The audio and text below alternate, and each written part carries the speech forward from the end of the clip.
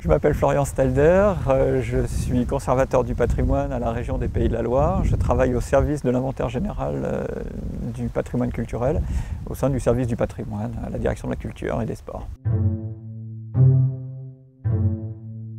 J'ai découvert Fontevraud dans le cadre de mes lectures d'étudiants, en fait, en étant jeune, plus jeune que maintenant en tout cas.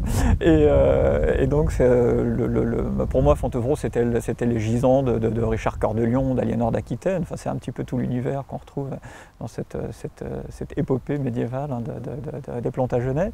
Et plus précisément, j'ai découvert, mais vraiment sans même penser qu'un jour j'arriverai là, le personnage de Robert d'Arbrissel dans les écrits de Jacques Dallarin, que j'avais lu étudiant et que j'avais adoré. J'ai été amené, du coup un hasard complet, bien des années après, à travailler sur le village de Fontevraud et puis du coup indirectement sur l'abbaye, parce qu'on ne peut pas faire l'un sans l'autre.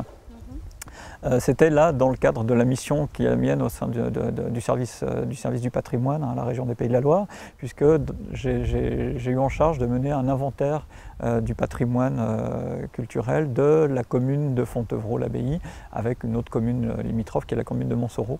Et donc dans ce cadre-là, il s'agissait d'étudier non pas l'abbaye mais vraiment le village autour. Les grandes étapes de l'abbaye qui expliquent un petit peu les relations entre l'abbaye de Fontevraud et le village, en fait, sont vraiment assez marquées les unes par rapport aux autres.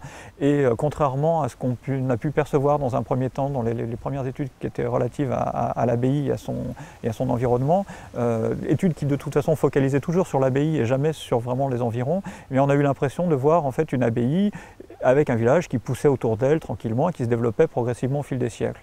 Mais en fait, ce n'était pas le cas du tout. Dans un premier temps, en définitive, on va voir une abbaye qui va avoir tendance à préserver autour d'elle une sorte de désert, le désert que les premiers biographes de Robert d'Arbrissel évoquent. Et ce désert, on va essayer de le préserver par différents biais. On va avoir des papes qui vont soutenir l'ordre et qui vont du coup vouloir préserver autour de Fontevraud la tranquillité, le calme nécessaire à la vie monastique.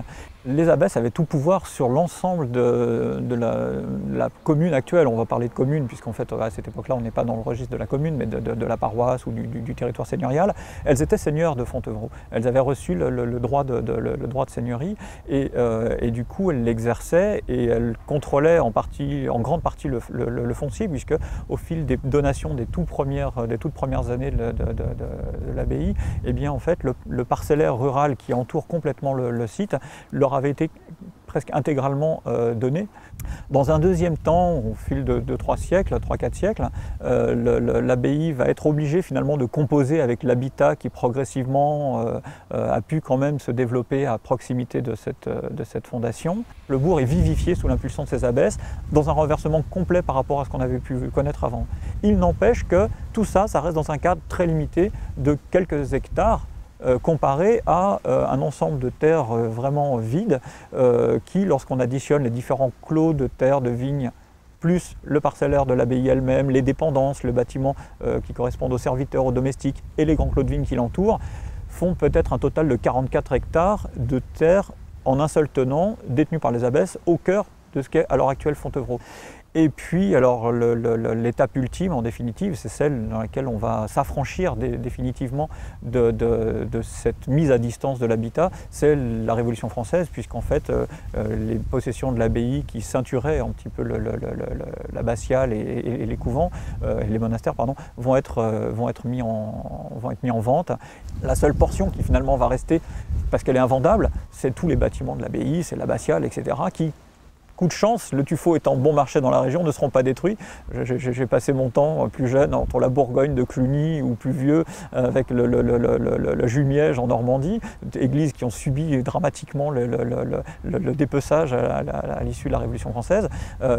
Fontevraud a été préservé puisqu'en fait, ne sachant pas que faire de ces bâtiments, ne pouvant même pas en vendre les matériaux tellement ils étaient bon marché à côté, eh bien on va garder ces bâtiments et on va choisir d'y installer une prison. Et c'est elle qui va bloquer l'ensemble. Alors la prison, ça reste une clôture, bien évidemment. Donc la clôture centrale le grand clos de René de Bourbon va rester en place, un petit peu réaménagé sur certaines portions de son tracé, mais en définitive, le bourg tout autour va pouvoir enfin profiter du foncier libéré, et du coup, à partir de là, on va avoir un nouvel urbanisme se mettre en place, avec justement des liens interstitiels qui pourront être densifiés entre l'abbaye même et les écarts, les hameaux qui s'étaient développés à plus ou moins grande distance. Et donc, à partir de ce moment-là, ce village va présenter la physionomie qui est la sienne à l'heure actuelle, c'est-à-dire un village avec une abbaye en plein centre, mais une espèce de ramification tentaculaire qui prennent un peu tous les axes routiers qui y mènent, et qui font que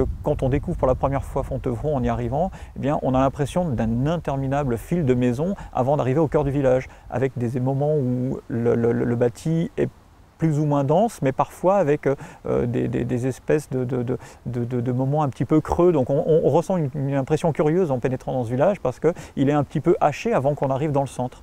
Et en fait, cette impression-là, elle s'explique par la lenteur avec laquelle les espaces périphériques ont été raccrochés au centre, qui était l'abbaye.